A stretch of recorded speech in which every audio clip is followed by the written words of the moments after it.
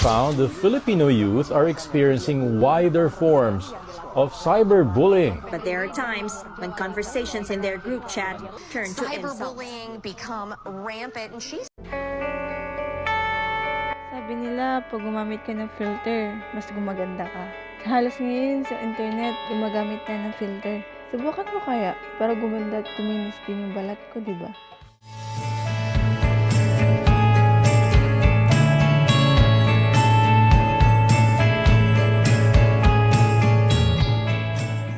Uy, tignan mo, si Jessa nag-post na naman. Nakita ko rin niya, ang cringe niya. Jijimon talaga, kadiri. Uy, nandiyan na.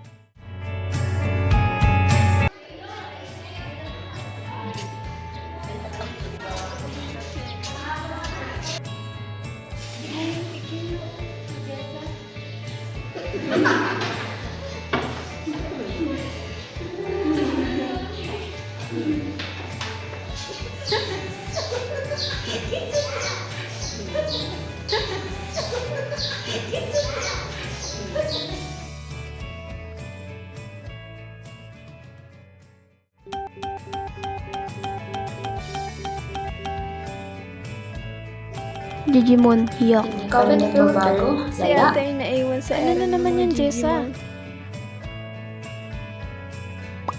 Maya ka naman, Teha. Ang cringe mo, legit. Layo na nila yan, guys. Super cringe na kahit galing 2006 na nga eh. Highs? Kapit filter na nga lang siya, ang kapal pa. Bakit kailangan nilang gawin to? Tao lang din naman ako. Ako ang ginawang masama sa kanila.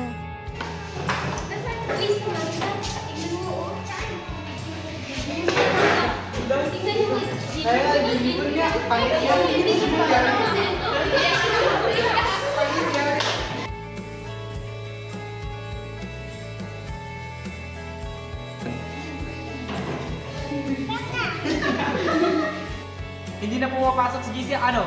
Masaya na ba kayo? Uy mo naman, Carlo. Biro lang naman yun. Biro? Sa tingin niyo, biro ba yun yung pinagkagawa ninyo? Cyberbullying na yun! Ay kung kayo kaya nasa kalagayan ni Kisa. Dami mong sinasabi, pre. Tapang at ang kampante ninyo. Sa screen lang naman kayo nakatago. Ang babaw ng pagkatao ninyo.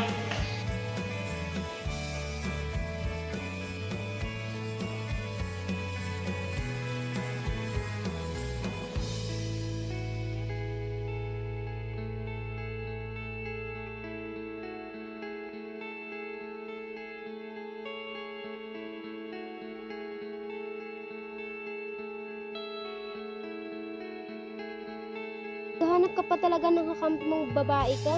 Hindi mo na ipagtanggol sarili mo. Alam mo, kainis ka sobra, napaka-judgy mo mo. Pinapaya mo ba? Sabi nila, stick and stone may break my bones, but words will never hurt me. Pero mali sila. Ang mga salita at sinabi nila sa internet, hindi nawawala yun. Paulit-ulit mong nababasa hanggang sa maniwala ka na rin na wala kang halaga.